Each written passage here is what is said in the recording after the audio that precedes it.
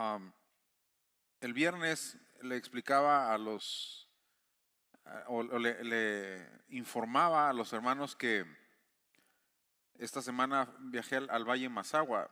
Es un valle que está entre Atlacomulco y Ixtlahuaca en el Estado de México, donde tenemos muchos creyentes, muchas iglesias muy grandes, muy prósperas, a predicar. Y pasé por Toluca y saludamos al hermano Saúl García y a su esposa Angélica. Estuvimos con ellos, oramos, le hablé a mi mamá, hicimos una oración ahí por la familia García. Está muy fortalecida la hermana, muy recuperada, este, y, y está también muy agradecida por todo el apoyo que esta iglesia ha enviado y que ha suplido los costos tan elevados del tratamiento que la hermana está llevando, pero pues está muy bien, gracias a Dios. En lo que llegué me dice, mira hermano, no se me ha caído ni el pelo, no, le dije, es que el glamour ante todo, ¿verdad? Primero, gracias a Dios la ha preservado, la ha guardado, está muy fortalecida y entonces pues me dio mucho gusto saludarlos y me pidieron que les externara todo el agradecimiento que tienen con ustedes por su generosidad, por su apoyo. Están muy contentos y creemos en el Señor que Dios va a restaurar a la hermana plenamente, así como lo hizo con Saúl. Saúl estuvo en una crisis terrible también y el Señor lo levantó y ahorita está planta y planta iglesias ahí la región Otomí. Y Dios lo está respaldando. Así es que sigan orando por los hermanos. Amén. Muy bien. Pues vamos a continuar con nuestra clase de escuela dominical. Ya habíamos mencionado que Pablo está diciendo, nosotros solo somos administradores de Dios. Los corintios estaban llevándolos a un nivel de superestrellas cristianas, al nivel de semidioses del evangelio. Y dice Pablo, tienen que tener una ubicación correcta de quiénes somos nosotros. Nosotros somos una provisión de Dios para ustedes. ¿Se acuerda cuando Pablo dice, todo es vuestro, Pablo, Apolos, Cefas? Nosotros somos regalos de Dios para ustedes. Somos provisiones de Dios para ustedes. Los dones que podemos tener, la revelación que podamos tener, los ministerios que podamos poseer, todos Dios los ha establecido para ustedes. Y así lo dice, por ejemplo, en la carta a los Efesios, ¿verdad? Dice, y Él constituyó a unos, primeramente apóstoles, luego profetas, luego evangelistas, luego pastores y maestros. Dice, para la edificación del cuerpo de Cristo. Y dice Pablo, entonces yo no soy ninguna superestrella a quien idolatrar, aunque yo haya fundado la iglesia, aunque yo haya sentado las bases de esta comunidad cristiana, yo solo soy un administrador.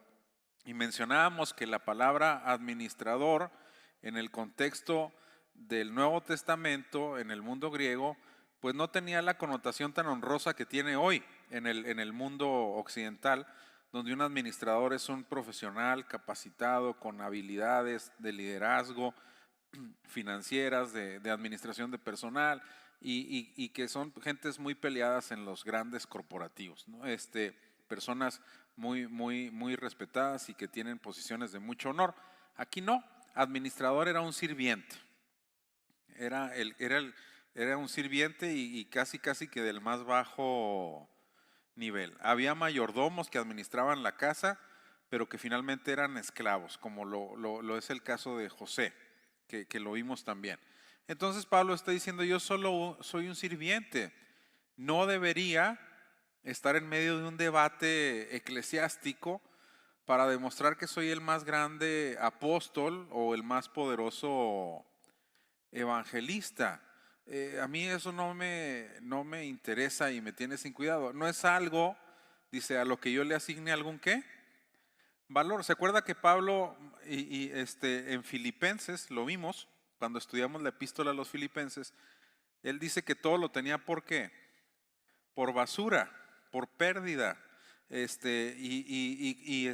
Y menciona un currículum impresionante, ¿verdad? Fariseo, hijo de fariseos, circuncidado al 8º día, de la tribu de Benjamín, del linaje de Abraham, hebreo de hebreos, incorruptible e intachable, irreprochable en cuanto al cumplimiento de la ley. Dice, pero todo eso para mí es algo despreciable, no tiene ningún valor. Y aquí en el Evangelio tampoco. Incluso Pablo tenía una conciencia personal muy clara de que él había perseguido a la iglesia de Dios y eso siempre marcó su imagen personal. Él decía, yo soy el primero de los pecadores porque yo perseguí a la iglesia del Señor, yo los hice blasfemar, yo metí a los cristianos en la cárcel, yo los torturaba, yo los mataba, y eso nunca, pues de alguna manera marcó mucho, ¿verdad? La posición personal de Pablo. Y luego, por si faltara poco, dice Pablo que por el exceso de revelaciones que tenía, las cosas que oyó de parte del Señor, dice, me fue dado un aguijón en mi carne, dice que me mantenga humilde. Entonces había muchas provisiones de parte de Dios para la vida de Pablo, para mantenerlo ubicado, pero es evidente en todas las cartas que Pablo siempre está en una posición de mucha humildad, pudiéndose creer la trompa del tren, porque sí era, se mantenía humilde. Y dice, no, esto no es algo a lo que yo le asigne algún valor o de lo que yo me pueda sentir que orgulloso, porque lo menciona, porque me es impuesta necesidad y hay de mí si no anuncio el Evangelio. No estoy haciendo ninguna gracia. Ya Cristo nos había dicho, dice, ¿quién de ustedes si tiene un sirviente y cuando llega el sirviente del campo de trabajar, le dice, ven, siéntate, descansa, vamos a darte un masajito? No, dice, llegas y le dices, prepárame la cena, atiéndeme, cíñete, y ya cuando hayas acabado te puedes ir a descansar. Y dice Cristo, así también ustedes, cuando hayan hecho todo lo que se les haya pedido, digan, siervos inútiles somos, porque lo que debimos haber hecho, eso hicimos. Y lo que está diciendo el Señor ahí no nos está maltratando de ninguna manera, nos está diciendo que debemos de tener un enfoque del ministerio que le prestamos al Señor y de los servicios que le damos a Cristo a través de la iglesia o a la iglesia a través del poder del Espíritu Santo. Y es ver, hermanos, el servicio como una deuda. O sea, cuando yo le estoy sirviendo al Señor, yo debo de entender que estoy pagando una deuda. El Señor me ha dado a mí todas las cosas, ¿sí? Y dice Pablo, deudores somos, no a la carne para que vivamos conforme a la carne, ¿verdad? Sino que decir, bueno, yo no estoy haciendo ninguna gracia, más bien estoy pagando un poquito de todos los favores y todas las misericordias que se me han dado, ¿verdad? Entonces, y por eso dice Pablo, pues no es algo de lo que me pueda sentir orgulloso, pues es algo que tengo que hacer.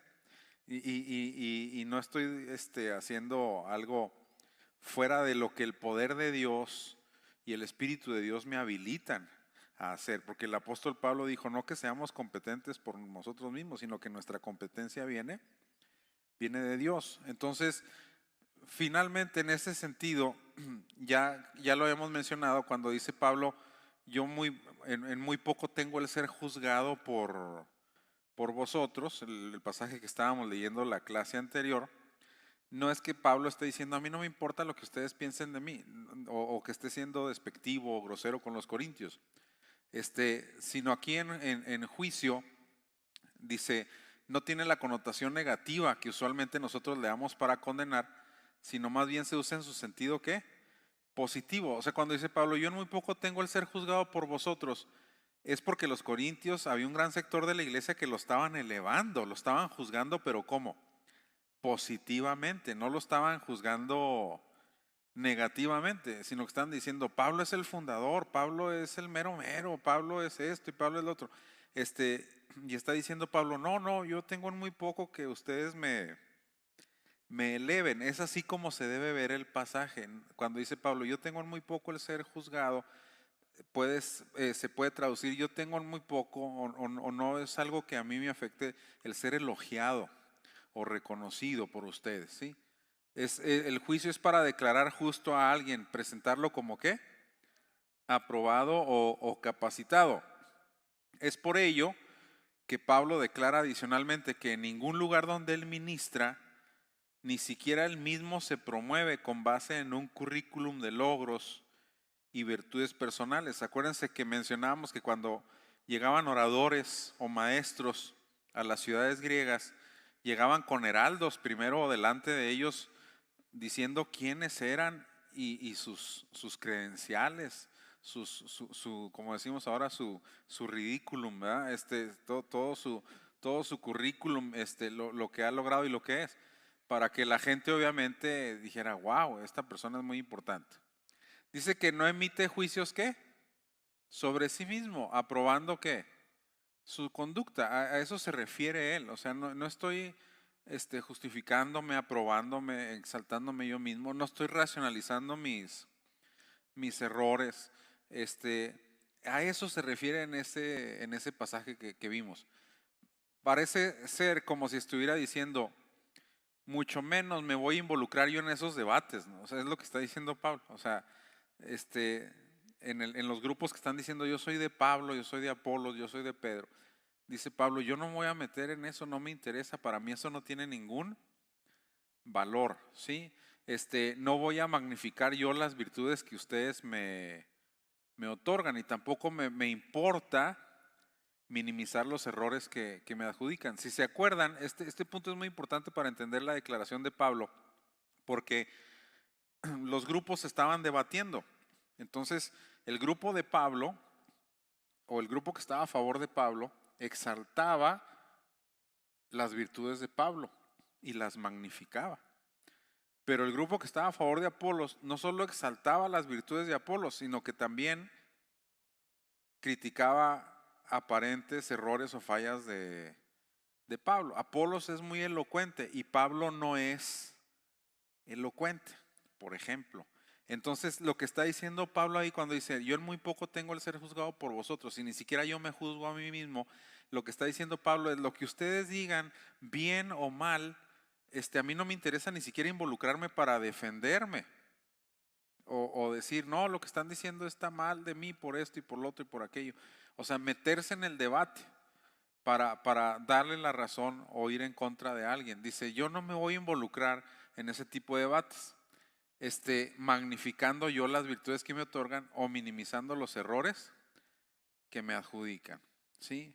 Incluso va a mencionar él más adelante a los corintios que algunos están diciendo que su presencia es débil y que su palabra es despreciable. O sea, lo que están diciendo es que a lo mejor la apariencia física de Pablo, pues no era la apariencia de un gran orador imponente, ¿me entiendes? Algunas personas describen a Pablo, algunos historiadores, para mí son conjeturas, pero finalmente lo describen con características físicas un poquito desfavorables. Y a lo mejor los otros apóstoles, Pedro era un pescador, era un hombre fuerte, era un hombre de tosco, ¿verdad? Se puede decir de alguna manera. Probablemente Apolos tenía también muy buena presencia, pero no era el caso de Pablo. Dice la presencia débil y la palabra despreciable, en el sentido de que no era tan elocuente como lo era Apolos. Y ya sabemos que Pedro, si algo se le daba a Pedro era hablar. Desde que estaba con los discípulos era el vocero, no oficial, era el que hablaba siempre. Dice Cristo, ¿quién dicen los hombres que soy yo? Tú eres el Cristo, el Hijo del Dios vivo. Y cuando están en el monte de la transfiguración, ¿quién es el que habla? Pedro. Cuando están en la última cena y Cristo dice que alguien lo va a negar, ¿quién es el que habla? Pedro. O sea, cuando se derrama el Pentecostés y todo el mundo dice que están ebrios, ¿quién se para a predicar primero? Pedro. O sea, a Pedro se le daba el discurso. Predicó su primer sermón, se estrenó y se convirtieron 3,000 gentes. Imagínense. Entonces, pues obviamente yo creo que la oratoria, la pasión, el discurso de Pedro debería ser muy, muy estremecedor, ¿verdad? Muy conmovedor. Y Apolos no se diga, dice que era de espíritu fervoroso, que era un orador elocuentísimo y que era un hombre súper erudito. O sea que estamos hablando aquí de puro pesado, ¿verdad? Sí, como decía mi abuelito, que el más pelón tiene mechas y el más chimuelo más carrieles. Todos estaban bien pesados, o sea, Pablo, Apolos, Pedro, estamos hablando de un duelo de titanes, ¿verdad?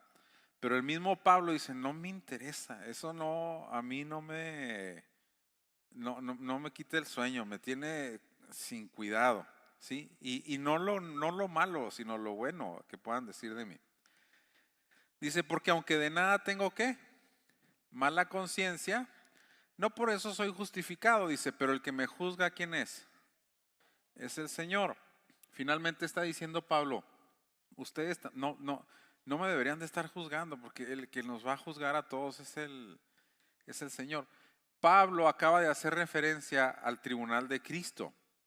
¿Se acuerdan cuando dijo, si uno edificare piedras preciosas, oro, plata, o si uno edificare heno, hojarasca, el día la probará? Y empieza a hablar del tribunal de Cristo, donde el Señor va a juzgar lo oculto de los corazones y se van a revelar no solo las acciones, sino las intenciones. ¿Sí? Entonces, dice, Pablo acaba de hacer referencia al tribunal de Cristo, el evento en donde el Señor juzgará la calidad de la obra de todo creyente para verificar su solidez, su autenticidad o su fragilidad y su falsedad. Las opiniones de los demás e inclusive la personal estaban afectadas también porque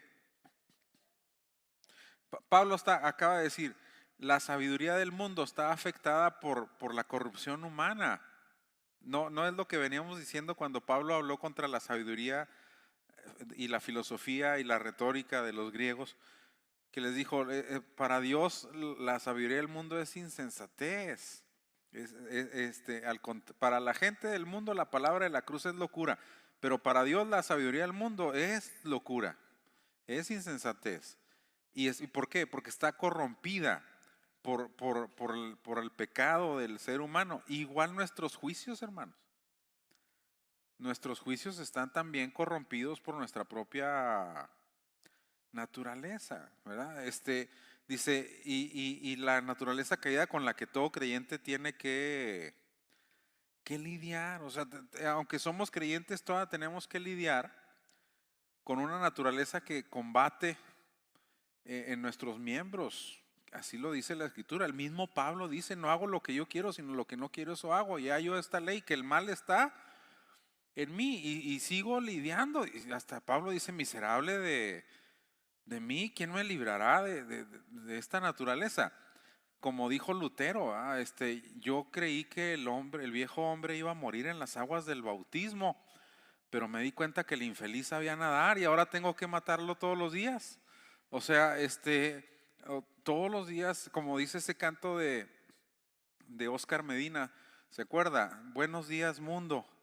Aquí vamos otra vez. O sea, y buenos días, mundo. Dice, ¿hasta cuándo seguirás?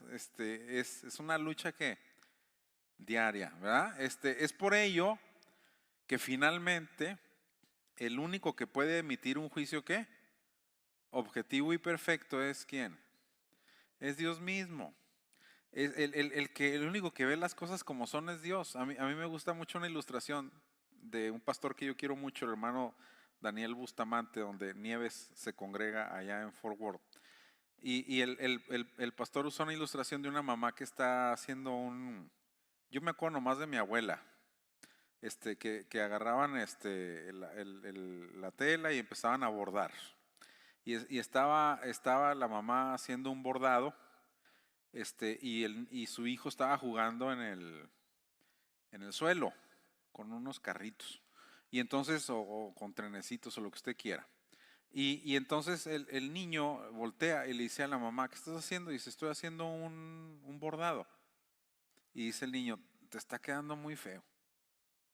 Y le dice la mamá, es que lo estás viendo desde abajo. Y luego ya se lo voltea. Ya ve que desde abajo pues los bordados se ven feos, ¿verdad? O sea, y como esos que hacía uno en la primaria de X y lo, ¿se acuerdan? ¿Sí? ¿Quién se acuerda de eso? ¿Quién hizo eso en la primaria? Sí, ok. Sí, no, ya no se hace eso, ¿no? Yo creo que ya nuestras generaciones fueron de las últimas que nos tocó, ¿no? Pero dice la mamá, no, es que tú lo estás viendo ¿desde dónde? Desde abajo. Entonces ya se lo voltea y pues ya se ve muy bonito. Entonces así nos dice el Señor a nosotros cuando emitimos juicios, ¿verdad? No, Señor, esto no está quedando bien.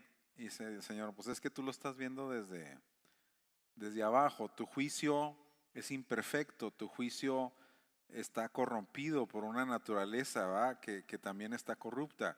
Y entonces el único, dice Pablo, que puede emitir un juicio correcto, ¿quién es? Es Dios. O sea, finalmente el único que puede emitir un juicio correcto es Dios. Porque nosotros a veces emitimos juicios, pero finalmente esos juicios están influidos por esa naturaleza personal, ¿verdad? Y corrompida, ¿sí? Muchas veces las actitudes que nosotros asumimos para con ciertas personas o para con ciertos entornos tienen que ver también con nuestra percepción equivocada de las cosas, ¿sí? Entonces, Pablo declara que en lo que puede discernir de manera objetiva, no hay nada en su conducta y en sus intenciones que pueda condenarse. O sea, Pablo está diciendo, yo, si me hago un autoanálisis honesto y consciente hasta donde puedo llegar, yo no tengo mala conciencia.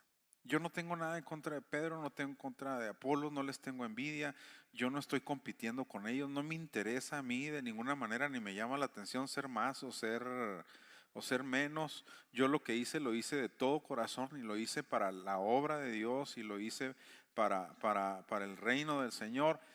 Yo delante de Dios, dice, tengo buena conciencia.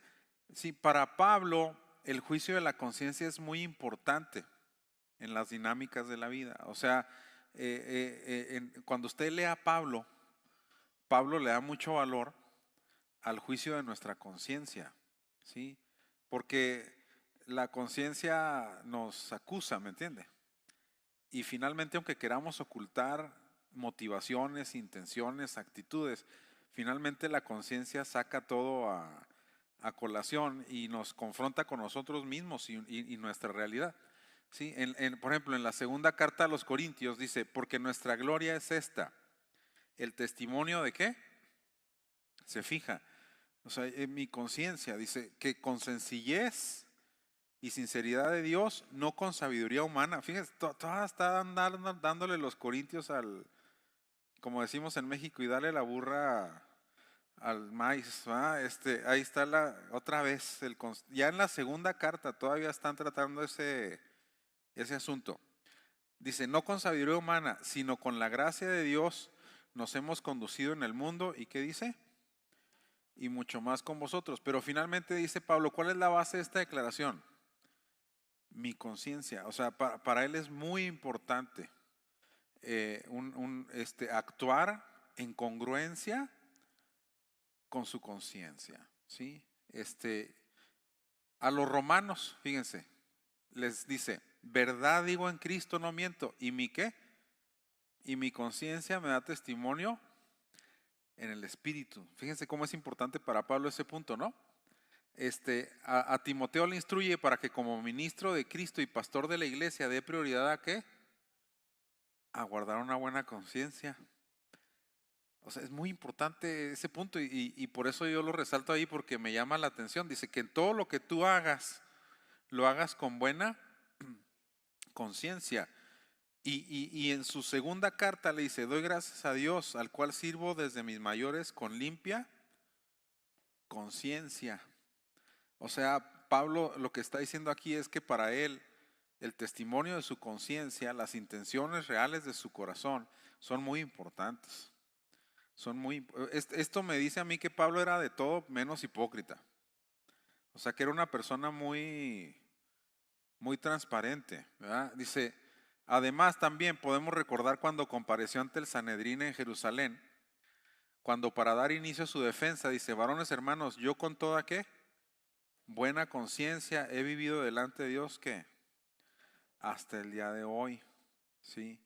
Hasta el día de hoy. O sea, diciendo, hermanos, yo no hice nada con una mala intención, nunca ha habido en mi corazón una mala intención en una acción. Cuando Pablo le dice a los filipenses, nada hagáis por contienda o por vanagloria, les está pidiendo que hagan las cosas con limpia conciencia. Dice, no hagas algo nomás para competir, o no hagas algo nada más para que te lo reconozcan, ¿sí? Hazlo con limpia, ¿qué? Conciencia, ¿sí? Muy bien. Y luego ya dice Pablo, está con una segunda conclusión de los debates corintios, porque los corintios estaban juzgando a Pedro, estaban juzgando a Pablo, estaban juzgando a Apolos y estaban emitiendo juicios sobre sus predicadores y pastores que los edificaron. Dice, así que, dice, no juzguéis nada, ¿qué dice? Antes de tiempo, ¿sí? Dice, hasta que venga el Señor, el cual aclarará también lo oculto de las tinieblas y manifestará las intenciones de los corazones, y entonces cada uno recibirá ¿qué? Está diciendo Pablo, no estamos aquí para estarnos alabando los unos a los otros. La alabanza que finalmente importa es la de ¿quién? Pues es la de Dios. Finalmente que te reconozca ¿quién? Dios. Sí, que sea Dios el que te lo reconozca. Dice que aún con el testimonio constante de su conciencia, Pablo sabe que solamente es Dios quien al final va a develar la realidad de las intenciones de todos. Yo creo que ahí ese tribunal de Cristo va a ser un lugar de muchas sorpresas. De muchas sorpresas. Donde va a decir uno, wow, porque se va a revelar lo profundo del corazón. Y Pablo está consciente de ese momento escatológico y por eso dice, yo siempre lo hago con ¿qué? Con limpia conciencia, para que cuando se dé ese juicio que va a emitir Dios mismo o el mismo Señor Jesucristo, pues las intenciones salgan limpias, salgan bien limpias y bien transparentes, y que el trabajo valga y sea premiado. Por ello, lo que piden en conclusión no es necesariamente que no juzguemos, sino que no emitamos juicios ¿qué? Apresurados. ¿Cuántos alguna vez y con honestidad han emitido un juicio apresurado sobre una persona? Todos. ¿Ah? De repente vemos a alguien y en nuestra propia, o al escucharlo hablar o en alguna circunstancia particular, ya se nos hace una persona X o Y, ¿ah? O buena o mala, y resulta que era al revés. Ya con el transcurso del tiempo nos vamos dando cuenta que no era lo que nosotros creíamos. Nos pasa lo que dice el dicho, si quieres conocer a Andrés, pues vive con él un mes. Y a la medida que vamos conociendo a las personas, nuestros juicios van ¿qué?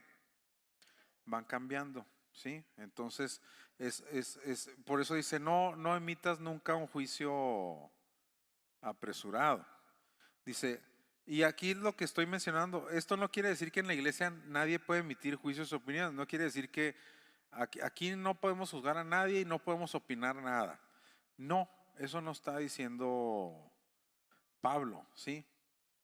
Si vemos la siguiente, dice, Pablo invitará más adelante a un ejercicio de juicio colectivo, o sea, toda la iglesia, ante las declaraciones de cualquiera que pretenda comunicar una revelación profética en la iglesia.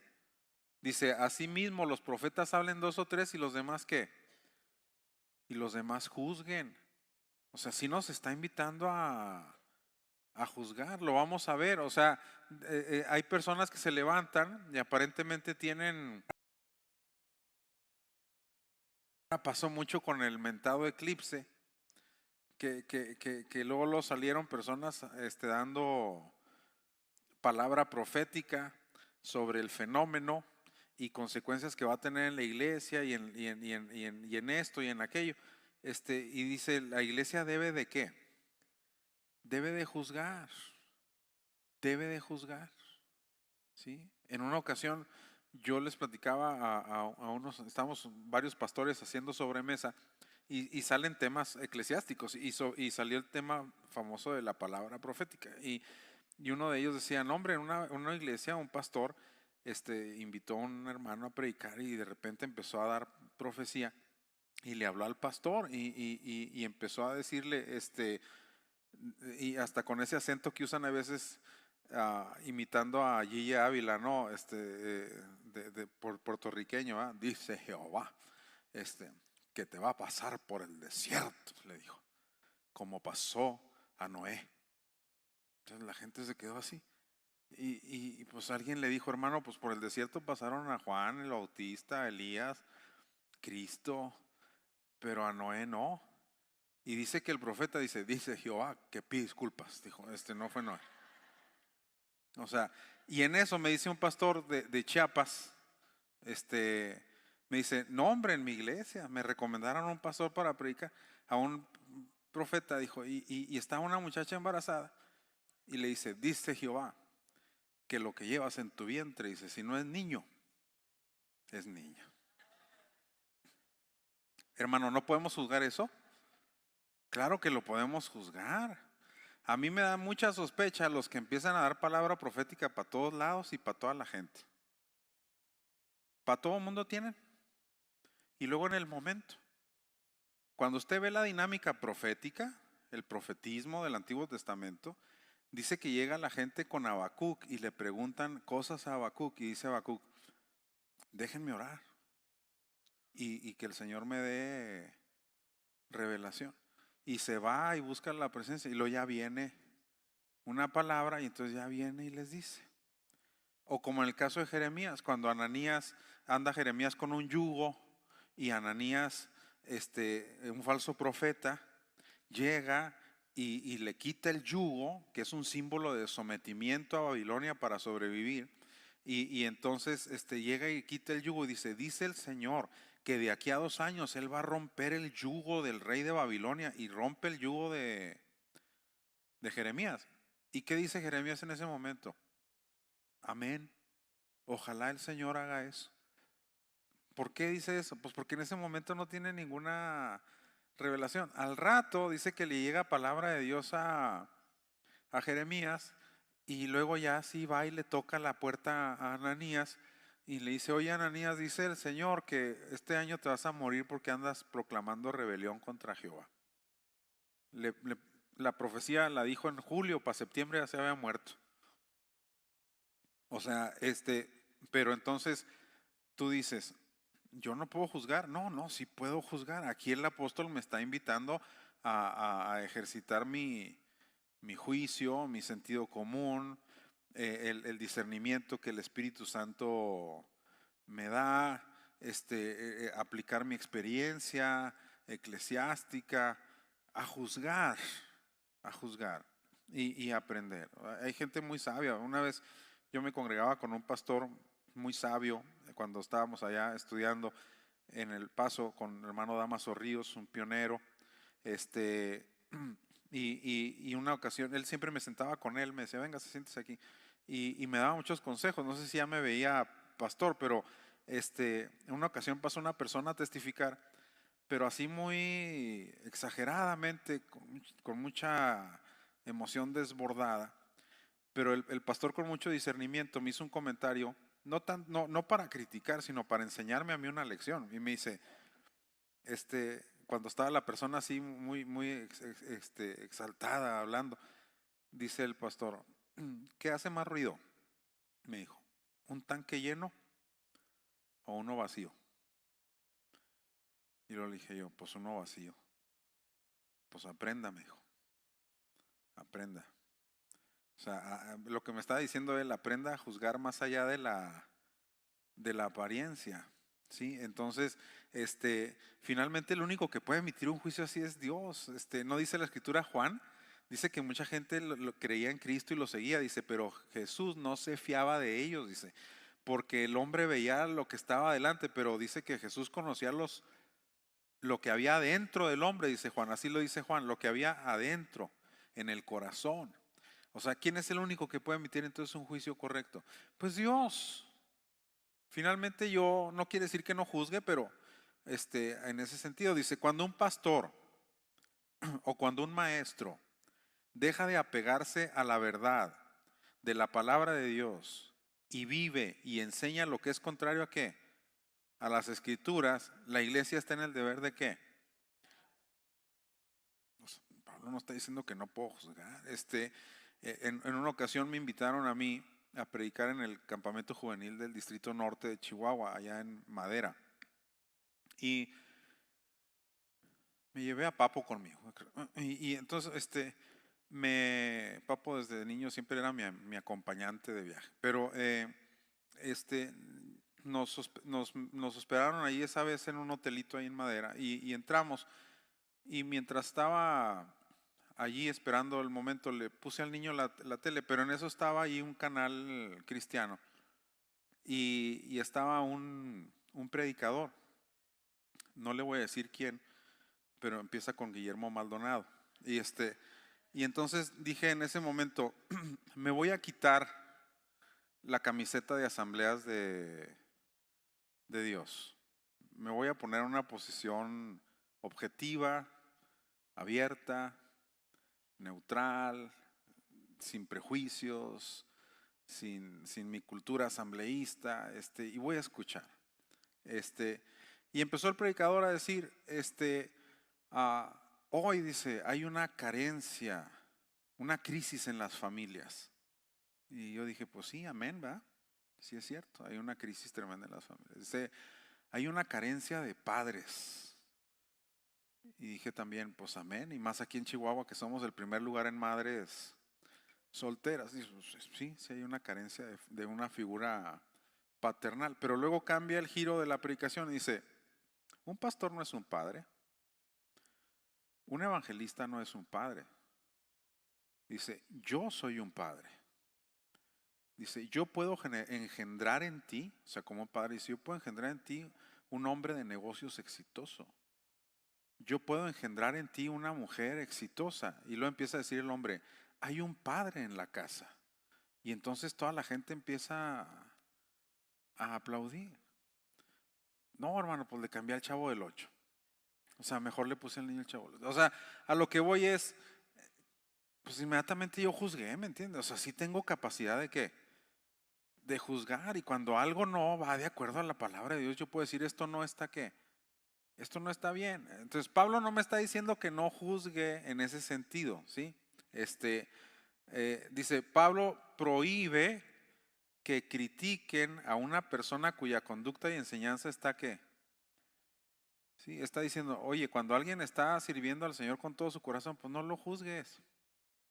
El Señor va a aclarar que lo oculto, porque Pablo, Apolos, Cefas, todos ellos eran siervos que fieles de Dios, ¿verdad? Que estaban sirviendo. ¿Y qué estaban haciendo los corintios? ¿Los estaban qué?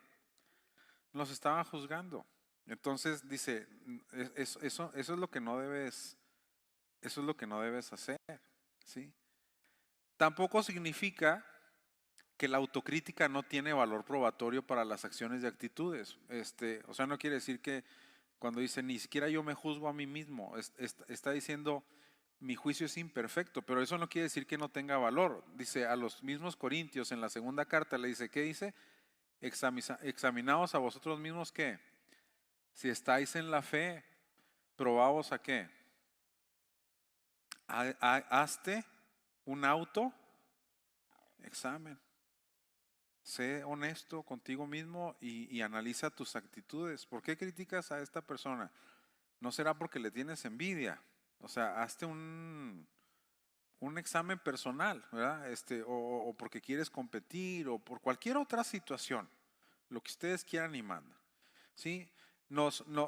Pablo nos invita a reconocer con franqueza que muchas veces establecemos juicios que apresurados sobre actitudes y motivaciones que solamente están a la vista de quién, a la vista de Dios. O sea, el único que puede establecer un juicio correcto finalmente, porque es el único que puede penetrar para ver las actitudes, es Dios. El mismo profeta Samuel emite un juicio apresurado cuando ve al hijo mayor de Isaí a Eliab. Y dice, no hombre, de seguro este es el rey, porque tenía una figura personal imponente, se parecía mucho a Saúl, un hombre atractivo, alto, fuerte. Dijo, no, este es el rey. Y fíjense, Samuel, desde niño en el templo, siendo profeta, sacerdote, juez, toda la vida, ya octogenario y todavía emitiendo juicios que apresurados. El Señor le tiene que hablar y decirle, no veas lo que está adelante. Ya se te olvidó. Jehová no ve la apariencia, Jehová ve que el corazón. Entonces, al final llega David, para que nadie daba 2 cacahuates, ni lo habían llevado a la ceremonia. Y resulta que ese era el rey. Entonces, pero ¿quién emitió el juicio ahí? Dios. ¿Sí? Dios emitió el juicio.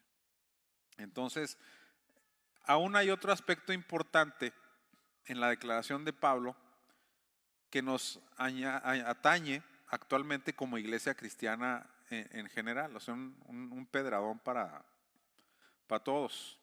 ¿Sí? Dice, los cristianos de hoy tendemos a exaltar lo espectacular y lo sensacional, y tendemos a menospreciar lo que es o poco visible. Dice, esto también es que es juzgar anticipadamente. ¿Sí? De repente vemos algo que parece muy espectacular y decimos, wow, ¿verdad? Y algo que a lo mejor no se ve tanto y tendemos a ¿qué?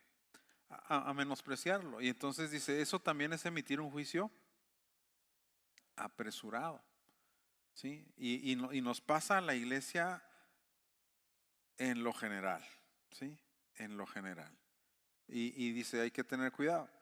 Dice, somos fácilmente impresionados por un montaje espectacular de luces y sonido, por un despliegue de talentos desbordantes y por eventos realizados con la mejor calidad profesional. No sé, cuando estaba escribiendo esto me acordé de ese canto de Marcos, ¿verdad? Aparecen grandes estrellas, ¿verdad? Calidad profesional. Dice, como a los corintios, pues sí nos impresionan los oradores que hacen despliegue de ¿qué? De habilidad retórica. O sea, ahorita estamos diciendo, ay, esos corintios, ¿verdad? La piel de Judas, ¿verdad? Pero estamos igual. Dice, y como a los atenienses, también nos mueven los predicadores que presentan novedades y enseñanzas.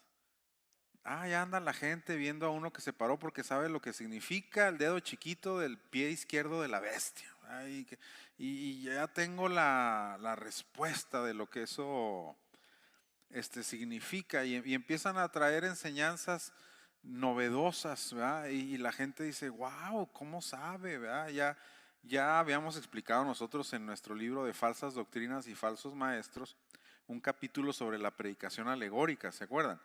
Y cómo esos predicadores utilizan la alegoría, o sea, darle significados al texto que no tienen, para aparentemente sacar una enseñanza que estaba allí oculta, ¿verdad? Y que tú dices, oye, yo nunca había visto esto, esta persona cómo tiene revelación, ¿verdad? Y nos encanta lo nuevo, nos encanta lo descabellado, nos encantan cosas así muy atrayentes. Pues estamos igual, hombre, o sea, por eso le puse al libro Corinto siglo XXI, ¿verdad? Porque realmente no hay nada nuevo, como dice la Biblia, debajo del sol. Los riesgos, los problemas, las circunstancias de la iglesia de Corinto, pues vienen a repetirse con variantes ligeras, pero vienen a repetirse en nuestro entorno también. Somos muy impresionables, a eso es a lo que voy. Somos muy impresionables y por lo mismo podemos emitir juicios apresurados. ¿Sí? Muy bien. Pablo vuelve otra vez la mirada de la iglesia hasta el momento escatológico. Dice, pero el que me juzga es el Señor, en el que el Señor juzgará la realidad de cada creyente. Nos recuerda los escenarios de la parábola, ¿se acuerdan de la parábola del trigo y la cizaña? Pues crecen juntos y no se distinguen. no se distinguen hasta que se ciega y luego ya empieza el Señor a ¿qué? A separar, ¿sí? A separar. O la parábola de la red, donde dice que se pescan toda clase de peces y al final ya llegan los pescadores con un ojo experto y empiezan a separar los peces buenos de los peces malos, ¿sí? Dice, asimismo el reino de los cielos es semejante a una red que echada en el mar recoge ¿qué? Toda clase de peces y una vez llena la sacan a la orilla y sentados recogen lo bueno en cestas y lo malo ¿qué? Pero ¿quién es el que va a hacer eso? Así será al final del siglo. ¿Saldrán quiénes? Los ángeles. ¿De parte de quién? De Dios. Y apartarán a los malos de entre los justos. Finalmente, en ese momento escatológico es cuando todo se va a revelar. Se va a descorrer el telón del corazón de cada uno. Y obviamente aquí se habla del juicio. Estamos nosotros enfocándonos más bien en el tribunal de Cristo. Cuando las intenciones de lo que hayamos hecho para el Señor se van a revelar. Dice, tanto el juicio que hacemos de los demás como la opinión que nos formamos de nosotros mismos está sujeta a un sinnúmero de factores que puedan hacer que nuestro dictamen sea ¿qué? Sí, estamos sujetos a una serie de factores. Dicen que la personalidad de alguien se conjuga por dos factores: lo que cree y lo que hace. Lo que cree es su filosofía, lo que hace es su conducta. Pero esa combinación aparte tiene otros factores. Por ejemplo, la filosofía es primeramente las creencias básicas de una persona. Y dicen que la mejor manera de relacionarnos con alguien es ver qué es lo que cree y por qué. Como cuando decían antes, no hombre, si tiene si la mujer embarazada tiene la panza picuda es niño, y si la tiene redondita es niña. Oye, ¿tú por qué crees eso? Es porque todos tenemos ese tipo de creencias. ¿Por qué crees eso? Pero luego también junto con nuestras creencias están nuestras actitudes, las disposiciones personales que tomamos hacia ciertas cosas. ¿Sí? Hay personas que tienen ciertas actitudes ante cierto tipo de personas. Si una persona piensa que todos los políticos son corruptos, cuando tenga que vérselas con un político, ¿cómo va a ser su actitud? Pues negativa, ¿verdad? Y luego también está el sistema de valores, o sea, ¿qué tanto valor le asignas a una creencia y a una actitud? Porque aquí en México, si le preguntas a un mexicano si robar es malo, todos te van a decir que sí. Pero de repente vas a escuchar, ¿pero qué tanto es? Tantito. O una vez al año, no hace daño. O hacen como que me pagan, pues hago como que trabajo. O no te pido que me des, nomás que me pongas donde hay. Entonces, fíjense cómo el sistema de valores también afecta todo eso es nomás la filosofía, pero luego viene la conducta. ¿Sí? Una persona que maneja regularmente bien en el tráfico es afectada en cierto momento por su situación particular en un momento determinado. ¿Cómo maneja la gente los lunes en la mañana?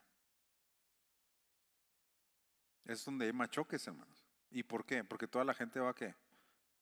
Va apurada. Entonces la gente va apurada. Entonces una persona que en una situación normal maneja de manera tranquila, en ese momento va ¿qué? Va apresurada, va pitándole a la gente, se enoja, etcétera. ¿Y cómo maneja la gente aquí los sábados? Yo siempre digo que aquí en Chihuahua los sábados parece Santa Bárbara o San Juan, así los carros, así nomás dándole vuelta a pueblo minero, pues, para que me entienda, ¿va? Sí saben que en los pueblos mineros los sábados nomás el entretenimiento es darle vueltas al pueblo con los carros, ¿verdad? Y la gente, y así a vuelta de rueda. ¿Por qué? Por la situación, ¿sí me entiende?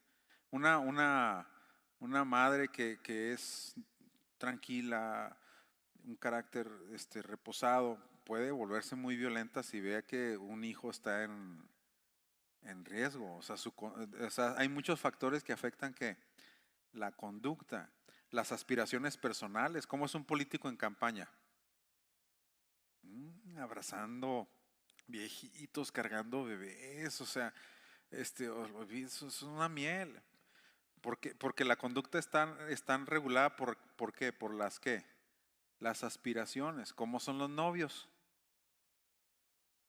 ¿Cómo es el novio con la novia? No, pues cállate, o sea, lo que sea, ¿verdad? ¿Por qué? Porque en ese momento hay ¿qué? Aspiraciones. O sea, las aspiraciones afectan ¿qué? La conducta. ¿Pero cuando se casa? Qué tragedia, ¿verdad? O sea, a lo que voy es que, imagínate juzgar todo eso, hermano.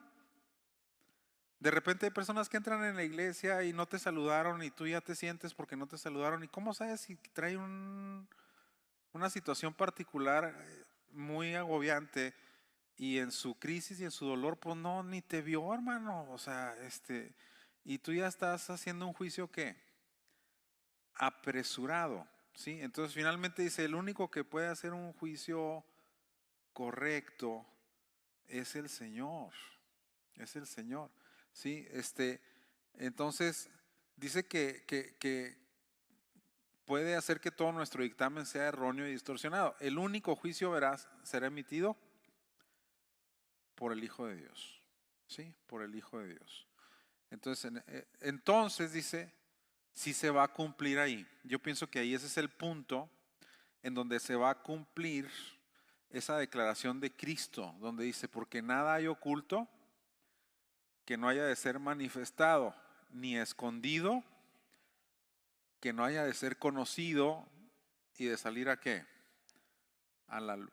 Cuando Pablo habla, dice, el cual revelará lo oculto, ¿verdad? Así dice Pablo, de las tinieblas, se refiere precisamente a que todas las acciones y motivaciones concebidos en lo más profundo y escondido de la mente y el corazón de los hombres, ¿será qué?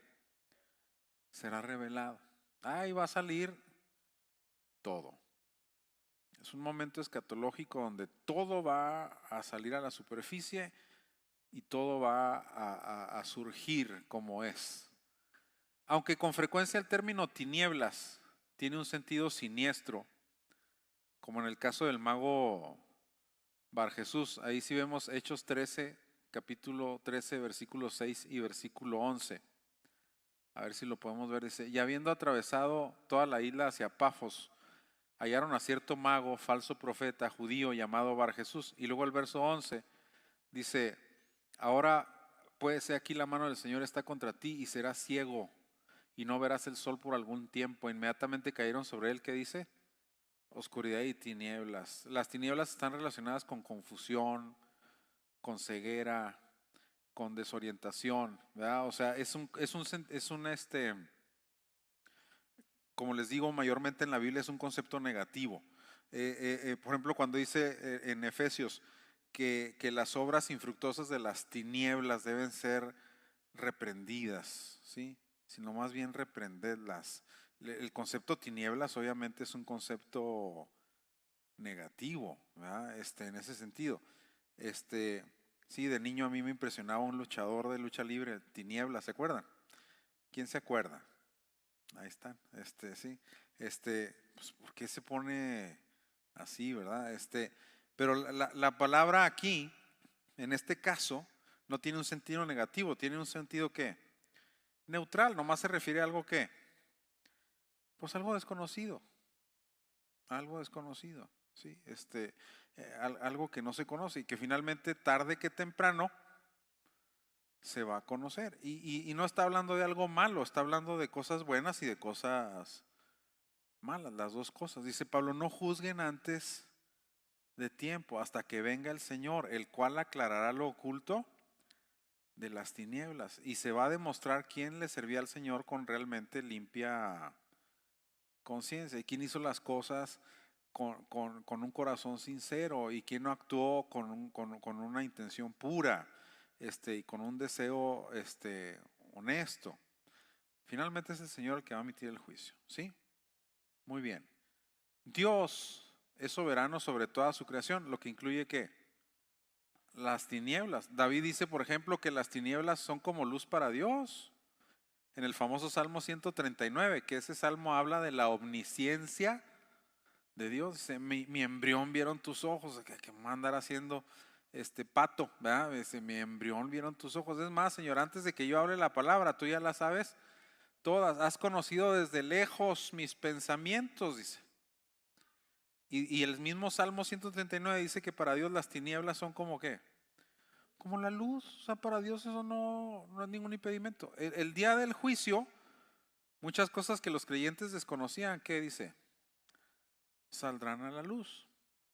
Sí, saldrán a la luz. Esto es un tremendo motivador. O sea, ¿cómo lo puedo aplicar esto? Bueno, es un tremendo motivador para cualquier persona que sirve al Señor con todo su corazón. Es muy alentador, puesto que en todo tiempo y lugar se dan situaciones en las cuales personas dentro de la misma iglesia hacen juicios apresurados o influenciados por prejuicios o actitudes que producen desánimo en el trabajo que alguien realiza para Dios. O sea, muchas veces alguien puede emitir un juicio sobre algo que usted haga que puede desanimarlo o desmotivarlo para que usted le sirva al Señor. Pero finalmente el testimonio de su conciencia y el hecho de que el Señor al final es el que va a juzgar y a aclarar todo, pues es un motivador para seguir adelante. No somos de palo, claro que somos sensibles a las opiniones que otros puedan tener de nosotros, pero finalmente la instrucción bíblica es que nosotros, a pesar de ello, debemos de bregar para seguir adelante y entender que finalmente el que nos va a juzgar es ¿quién? Es Dios, ¿sí? Es Dios. Entonces, yo lo que lo hago para el Señor, ¿sí? Una vez ahí a nuestra casa y yo iba manejando y me encontré una viejecita muy encantadora, así güerita, pero ya muy viejecita. Ya sé que cuando Dios dijo sea la luz, ella ya le debía 3 meses. Y entonces me dice, oiga, ando buscando aquí una casa de una señora que se llama Liliana. Pues mi esposa se llama Liliana. Sí, tiene muchos hijos. Sí, sí es mi esposa. Entonces, dice, es que yo iba a la iglesia donde iba de niña y en Betel, Cleo, ¿verdad? Y entonces dice, y me dijo dónde vivía y voy a visitarla. Ya desde entonces ahí se la mantenía la señora Cleo, y platicaba y todo. Y entonces un día me dijo, dijo, me voy a evangelizar aquí al parque, dijo, a Lurueta y a varios, allá ando evangelizando. Pero un día una hermana de la iglesia dijo, me lastimó porque me dijo, eso que usted hace no es evangelizar. Porque pues yo no tenía un método, dice, o algo así, dije, y me sentí muy mal, pero le dije, mire, yo no, a lo mejor no sé evangelizar, pero lo que le digo a la gente nada más es lo que yo era antes y lo que soy ahora. Y lo voy a seguir haciendo, pero a lo que voy es que muchas veces nos vamos a encontrar con juicios, a lo mejor que son apresurados, ¿sí? Un día yo estaba en la oficina del distrito cuando era administrador del distrito y llegó un pastor a pedirme perdón. Yo nunca le hice nada, pero él dice, hermano, es que yo omití una vez un juicio apresurado sobre usted, y ahora que lo conozco estoy muy, muy arrepentido y quiero pedirle perdón. O sea, pues sí, todos somos susceptibles de emitir juicios que apresurados. Y por eso dice Pablo, bueno, detente un poquito, y finalmente dice, el que va a revelar intenciones es el Señor. Y finalmente el premio más anhelado es que la alabanza de Dios. Imagínate, ese concepto es muy impactante para mí, que Dios te alabe a ti. ¿Por qué es lo que está diciendo ahí, no? ¿Vas a recibir la alabanza de quién? De Dios. Que Dios te diga bien, buen siervo y fiel. Te aplaudan todos los ángeles ahí. Imagínate. ¿No le gustaría eso? Sí, pues claro que sí, ¿verdad? No podemos perder la idea principal que Pablo ha venido manejando en el servicio que se ofrece a Dios, que no es otra cosa que, ¿qué dice ahí? La recompensa por la calidad de la obra realizada. ¿Sí? La recompensa por la calidad de la obra realizada. ¿Sí? Se ve lo oculto, ¿me entiende? Yo le platicaba que cuando era administrador general del concilio, en uno de los temblores fuertes que hubo ahí en la Ciudad de México, siempre llevaba a un estructurista para que revisara los probables daños que hubiera sufrido el edificio. Hiciera una inspección general de todo. Y él esa vez me dijo, tengo mucho pendiente de la cimentación. La cimentación está oculta y se ve que la estructura en general está bien, pero si la cimentación está dañada, sí habría un riesgo y no se ve, dice, no se ve la cimentación. Y entonces, y la cimentación estaba bajo unos espacios subterráneos que por las características de la Ciudad de México, pues el manto freático llega casi al suelo, o sea, luego está lleno de agua, pues era un lago, ¿no? Y tuvimos que sacar toda el agua, que era otra cosa que le preocupaba al estructurista, porque dijo, el concreto en el tiempo en que se construyó el edificio no tenía los materiales y los elementos para resistir la corrosión del agua. Ahora ya sí, pero en ese entonces no. Dijo, entonces ya duramos varios días sacando el agua y nos metimos. Yo nunca había visto, eran unas catacumbas casi de la cimentación. Pero ya cuando vimos, nos dimos cuenta que el constructor de la cimentación, el supervisor general, que era en ese entonces el hermano Guillermo Fuentes, había hecho una excelente cimentación. Y el estructurista dijo, mira, incluso la cimentación está en parábola, que tiene una característica de mayor resistencia a los sismos. Incluso ya cuando vio la cimentación, dijo, y mira, no está desgastada. Pues nomás le dimos un mantenimiento general, la pintamos de un revestimiento que resistía la humedad.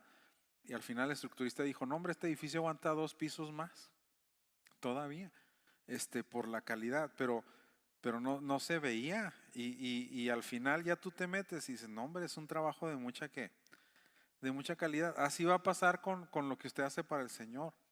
O sea, finalmente lo que nadie ve, allí se va a ver.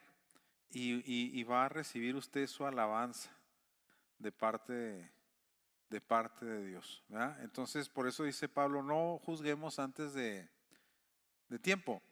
Y principalmente a lo que le estamos tirando es a qué? A la recompensa. A la recompensa. Dice Cristo, las últimas palabras de Cristo en la Escritura es, he aquí yo vengo pronto y mi recompensa conmigo.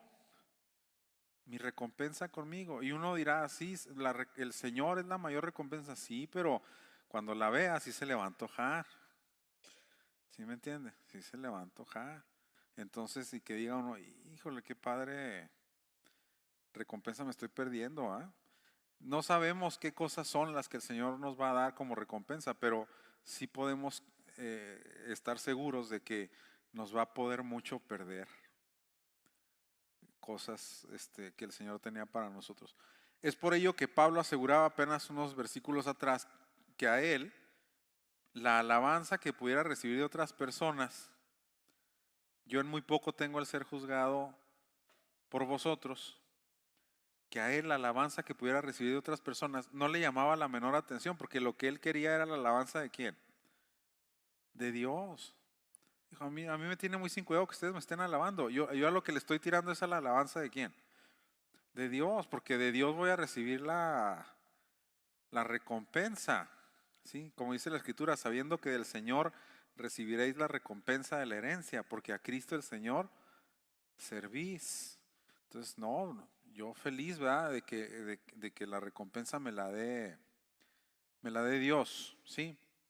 Las alabanzas o juicios favorables de los demás no le daban a Pablo ningún valor eterno, por eso no les asignaba ningún valor. Pues eso, para la eternidad, ¿de qué me sirve? No me sirve de qué, de nada. Lo que me importa es la alabanza de Dios, que derivaría en el otorgamiento de sus galardones y de sus recompensas.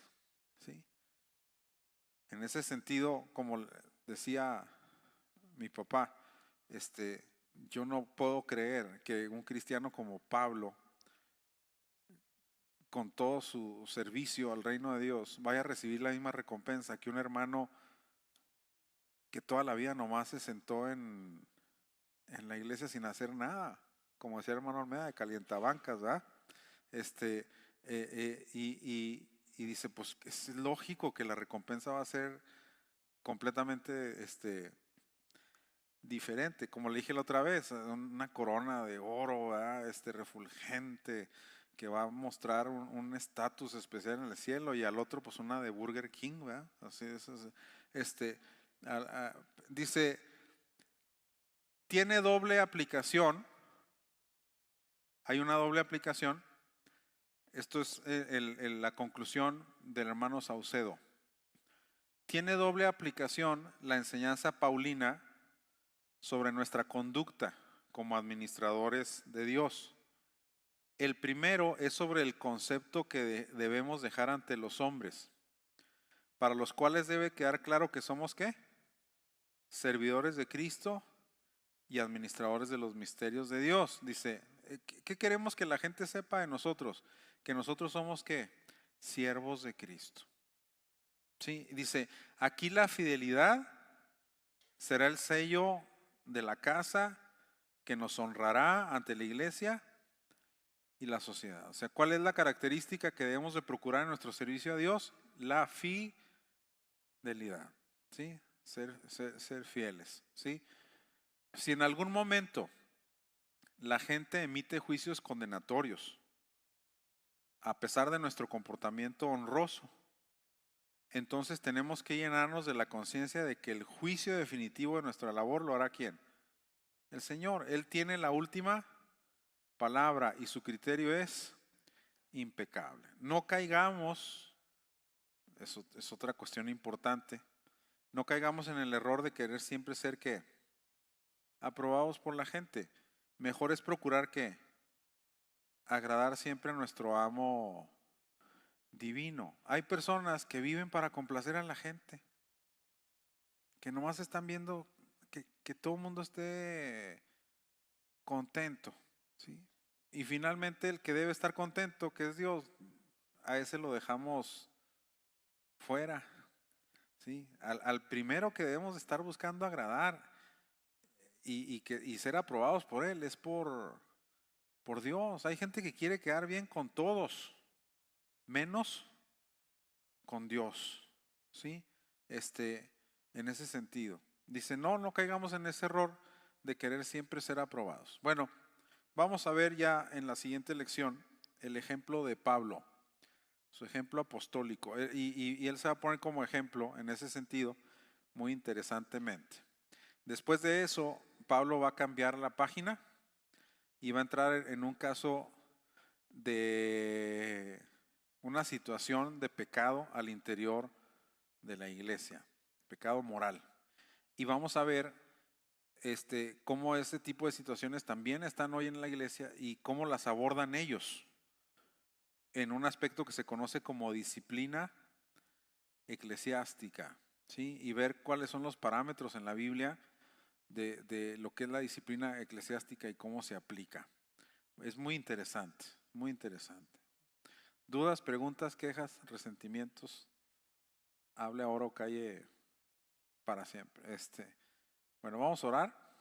Vamos a inclinar nuestro rostro. Padre, te damos muchas gracias porque tú nos has llamado a servirte. Somos tus siervos. Porque entendemos que debemos de trabajar con toda la fidelidad y el empeño y el ahínco. Y te pedimos que en este servicio nos importe más lo que tú piensas